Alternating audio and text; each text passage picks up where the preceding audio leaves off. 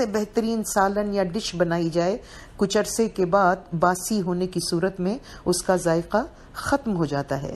یا یہ کہ اگر ایک مرتبہ ہم پیٹ بھر کے کھا لیں تو اس کے بعد کتنی ہی مزیدار چیز سامنے کیوں نہ لائی جائے، ہمیں وہ پھیکی لگے گی. تو مادی نعمت کی لذت اور خوشبو وقتی ہوتی ہے، ٹیمپرری ہوتی ہے اور وہ ختم ہو جاتی ہے، مگر علمی نعمت کا مزہ انسان کی عقل کی ترقی کے ساتھ ساتھ بڑھتا جاتا ہے. جتنا اس کی عقل آگے جاتی ہے، جتنا وہ علم سے فائدہ اٹھاتا ہے، اتنا زیادہ اس کو مزہ آتا جاتا ہے. اگر آپ فرمان کو غور سے پڑھتے جاتے ہیں، اس کو سمجھتے ہیں، گنان کو پڑھتے ہیں، قرآن کو پڑھتے ہیں، بزرگوں کی کتابوں کو پڑھتے ہیں، اور اس سے آپ کی عقلی ہستی بن رہی ہے، آپ کو مزہ آتا ہے. جب ایک جوان انسان کھانا کھاتا ہے اور اس کو مزہ آ رہا ہوتا ہے تو اس کا مطلب یہ ہے کہ اس غذا سے اس کے جسم کو بنایا جا رہا ہے، اس سے اس کو ایک طاقت حاصل ہو رہی ہے. اسی طرح جب علم سے، گنان سے مزہ آئے تو اس کا مطلب ہماری روح اور عقل اندر طاقتور ہو رہی ہے. تو پیر ناصر خسرو نے اپنی ایک کتاب کا نام رکھا جو کہ اوپر والی آیات کے معنی سے بالکل مطابقت رکھتا ہے کہ آسمان سے جو دسترخوان مانگا گیا ہے وہ ہر زمانے میں روحانی علم کا دسترخوان ہے، روح کی غذاؤں کا دسترخوان ہے. لہٰذا پیر نے اپنی بہت ساری کتابیں لکھ کر ہمارے درمیان رکھیں. یہ آسمان سے آیا ہوا دسترخوان ہے. پیروں نے ہمیں گنان دیے، یہ آسمان سے آیا ہوا دسترخوان ہے. ہماری پوری اسماعیلی تاریخ میں جن پیروں نے کتابیں لکھیں، یہ آسمان سے آیا ہوا دسترخوان ہے، کیونکہ وہ امام کے حکم سے اور امام کی اجازت سے ہے، لہٰذا یہ آسمان سے آیا ہوا ایک دسترخوان ہے. اور جب جب کوئی مومن ان چیزوں میں سے کسی چیز سے اپنی عقل کو مضبوط کرتا ہے، ذکر و فکر اور عبادت سے روحانی ترقی کرتا ہے، وہ اس کے لیے عید ہے. ظاہری عید کے لیے ایک وقت مقرر ہے، مگر باطنی عید کے لیے وقت کی کوئی قید نہیں ہے. جب امام حی و حاضر ہے اور امام کے روحانی اور عقلانی فیوز و برکات جماعت کی طرف ڈائریکٹڈ ہیں، کیونکہ ہمارا مذہب صرف ظاہری نہیں ہے، ہمارا مذہب باطنی ہے. امام تک پہنچنے کا ایک راستہ روحانی اور باطنی ہے. جب علم کی وجہ سے، عبادت میں ترقی کی وجہ سے ہمارے اندر ایک خوشی پیدا ہوتی ہے تو وہ خوشی عید ہے. باطنی ترقی کی ہر نئی منزل عید ہے. ہمیں کتابیں پڑھنے سے خوشی ہوتی ہے، یہ ہماری عید ہے. تو اس معنی میں آپ دیکھیں قرآن میں جو عید کا تصور ہے وہ دسترخوان کے ساتھ اٹیچڈ ہے، اس کو ایک معجزہ کہا گیا ہے. یہ ٹیبل کلوتھ روحانی اور عقلی غذاؤں کا ہے، اور اس کے اندر جو غذائیں چن دی گئی ہیں ان سے ہماری باطنی اور روحانی ترقی ہوگی. تو اسی مقصد کے لیے جو عید ہے اس کا تصور ہم دوبارہ سے سوچیں تو حقیقی عید وہی ہے جس میں ہمیں آسمان روحانیت یعنی آسمان امامت سے علم و حکمت کی نعمتیں حاصل ہو جائیں، علم و حکمت کی روزی حاصل ہو جائے، کیونکہ کہا گیا کہ ورزقنا، ہمیں رزق دے چونکہ تو بہترین رزق دینے والا ہے. جب انسان کی ہستی جسم، روح اور عقل ہے تو خدا کا رزق صرف جسم تک کیسے محدود ہو سکتا ہے؟ روح کو بھی پرورش کی ضرورت ہے، عقل کو بھی پرورش کی ضرورت ہے، اور اس کی پرورش کے لیے دین میں جو علمی نعمتیں ہیں وہی نعمتیں آسمان سے آیا ہوا دسترخوان ہیں. مولا مرتضی علی فرماتے ہیں لیس العید لمن لبس الجدید انما العید لمن امن الوعید. عید اس کی نہیں جس نے نئے کپڑے پہن لیے، عید تو اس کی ہے جو خدا کے عتاب سے محفوظ رہا، خدا کی ناراضگی سے محفوظ رہا.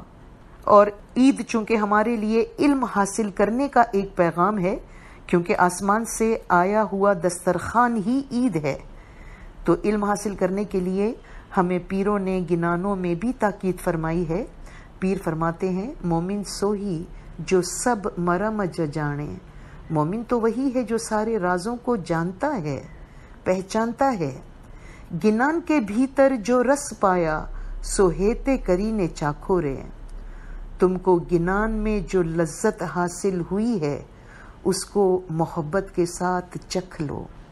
آسمان سے اترنے والا یہ دسترخوان جسمانی کھانوں کا دسترخوان نہیں ہے، یہ گنان کا دسترخوان ہے۔ اسی لیے پیر نے فرمایا سوہیتے کرینے چاکھورے، تم محبت سے اس کو چکھ لو، چونکہ روح کو بھی ایک غذا کی ضرورت ہے، اس کو چکھا جاتا ہے، اس کو کھایا جاتا ہے۔ اسی لیے پیر نے فرمایا کہ گنانوں کے اندر جو رس ہے، جو لذت ہے، جو خوشبو ہے، اس کو تم محبت سے چکھ لو۔ تم کو گنان سننے میں ایسا ہی مزہ آئے گا جیسے کسی کو دنیا کی اچھی خوشبو اور لذت والی ڈش کھانے میں مزہ آئے گا۔ پیر مزید فرماتے ہیں کہ بے بے لوچن سرو نے ودھیا لوچن ترن، دو دو آنکھیں تو سب کی ہیں، لیکن جس کے پاس علم ہے اس کی ایک تیسری آنکھ بھی ہوتی ہے، وہ اور بھی زیادہ چیزیں دیکھ سکتا ہے جو دو آنکھوں والا انسان نہیں دیکھ سکتا۔ یہ اس کو بصیرت کہتے ہیں، اس کو دل کی آنکھ کہتے ہیں، کہ علم سے ہمیں اندر کی ایک آنکھ ملتی ہے جس کی مدد سے ہم وہ چیزیں دیکھ سکتے ہیں جو عام آدمی نہیں دیکھ سکتا۔ پیروں نے یہاں تک کہا ہے کہ لاکھ لوچن چھ گنان نہ، جس کو علم حاصل ہوا ہے اس کی تو 1,00,000 آنکھیں ہو سکتی ہیں۔ تو انسانوں کی 2 آنکھوں سے اس کو دنیا کا ایک بہترین ویو نظر آتا ہے، اگر اس کو اندر کی بھی بے شمار آنکھیں ملیں تو پھر وہ کائنات کے باطن کو بھی دیکھ پائے گا۔ امام سلطان محمد شاہ صلوات اللہ علیہ نے فرمایا آپ باقی ماندہ زندگی کو بے فائدہ اور بے خبری میں کتنے عرصے تک گنواتے رہیں گے، آپ باطنی علم سے روشناس ہو جائیں۔ ایک اور مقام پہ فرمایا وسیع مطالعے سے اپنے ذہن کو طاقتور بناؤ۔ امام سلطان محمد شاہ صلوات اللہ علیہ نے یہ بھی فرمایا کہ ہر مومن اپنے آپ کو مشنری سمجھے۔ تو ظاہر ہے یہ صرف سمجھنے کی بات نہیں تھی، مشنری کے لیول تک علم حاصل کرنے کی بات تھی۔ اور مولانا حاضر امام نے ڈائمنڈ جبلی کے فرامین میں فرمایا کہ آپ میں سے ہر ایک دائی ہے۔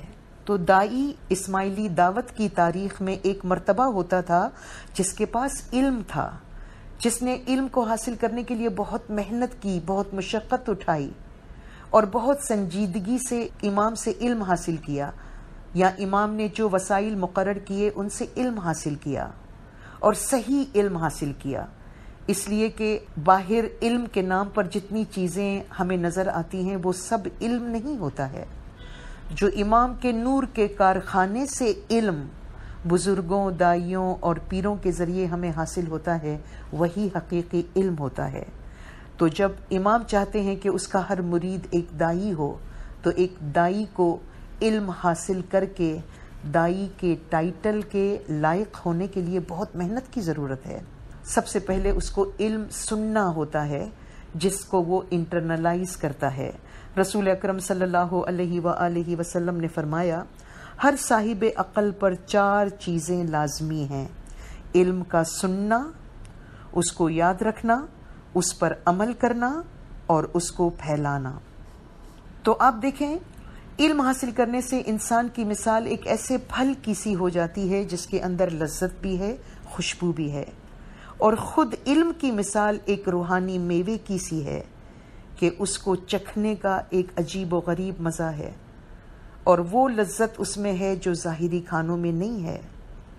روح اور عقل کی غذائیں ظاہری کھانوں سے کہیں زیادہ شیرین اور طاقت دینے والی ہوتی ہیں۔ تو یہ تمام نعمتیں ہم کو کیوں حاصل ہیں؟ زمانے کا امام حی و حاضر شاہ کریم الحسینی صلوات اللہ علیہ ہمارے درمیان موجود اور حاضر ہیں۔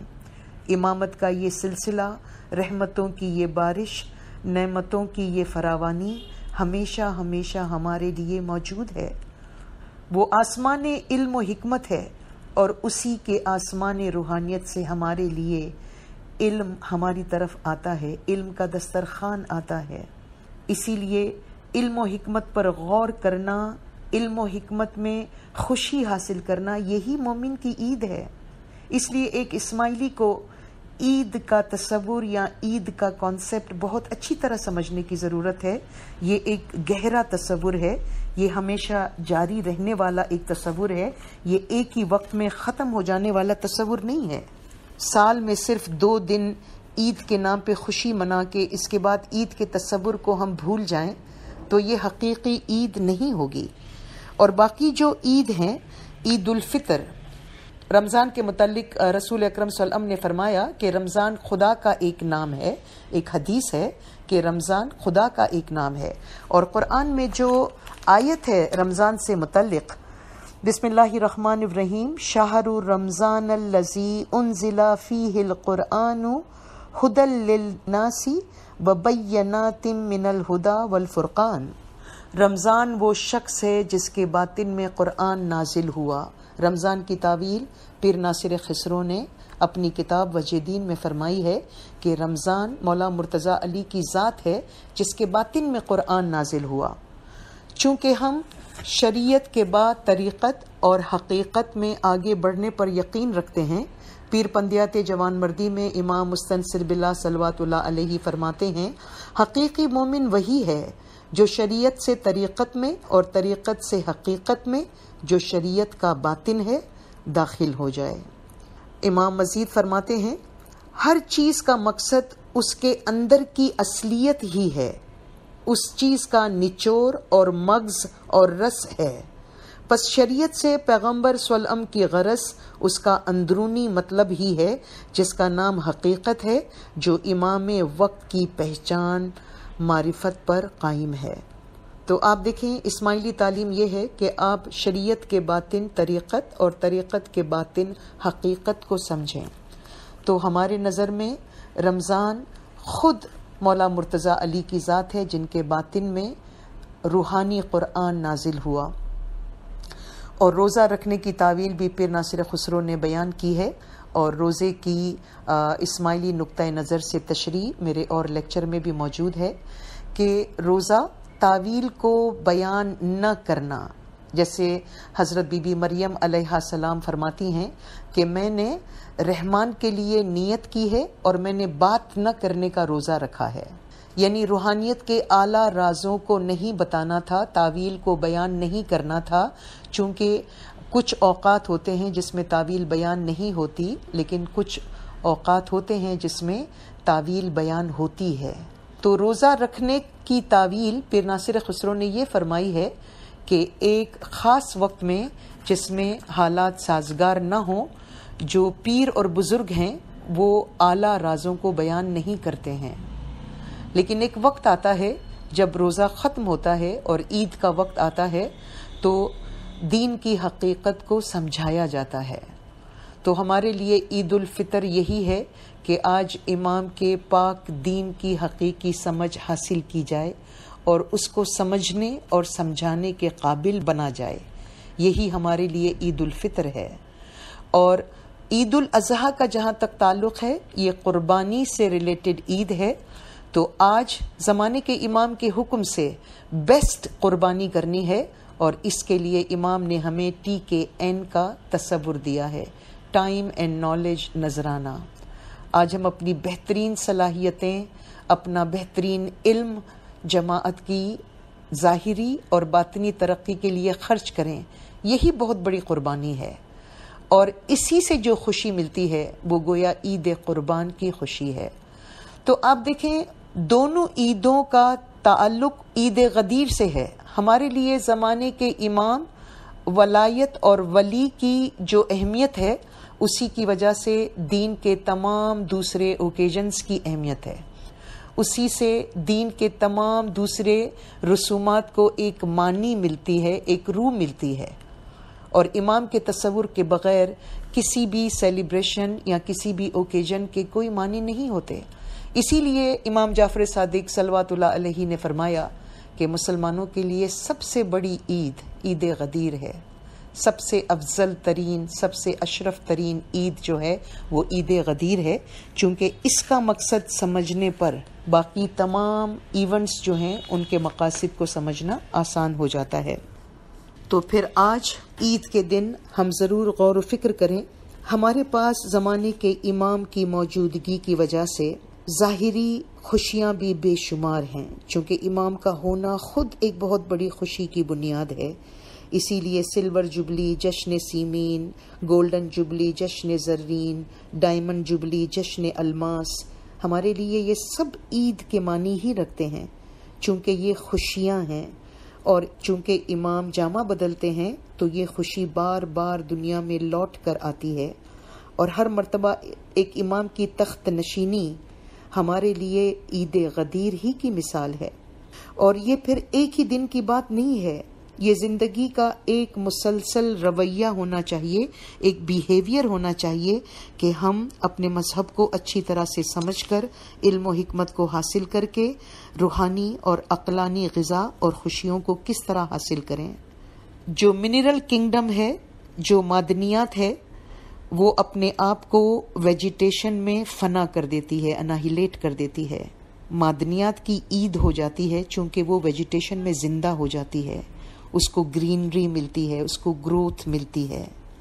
یہی ویجیٹیشن جب اپنے آپ کو اینیمل میں فنا کر دیتے ہیں، جب جانور اس ویجیٹیشن کو کھا لیتے ہیں تو اس ویجیٹیشن کی عید ہو گئی، چونکہ وہ اپنے سے ایک ہائر لائف میں فنا ہو گئی۔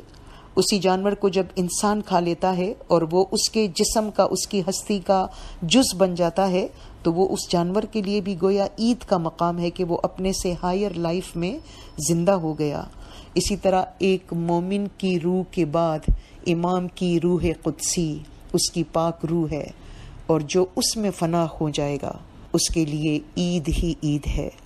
ہم اچانک فنا نہیں ہو سکتے، فنا ہونا ایک بہت بلند مرتبہ ہے، اس کے لیے بہت لمبا سفر ہے، لیکن عشق سے، محبت سے، علم کو حاصل کرنے سے، روحانی زندگی کے لیے کوشش کرنے سے ہر روز تھوڑا تھوڑا فنا ہو سکتے ہیں، اور عید کی ان خوشیوں کو اپنی زندگی کی دائمی اور ہمیشہ کی خوشیاں بنا سکتے ہیں۔ شکریہ، یا علی مدد۔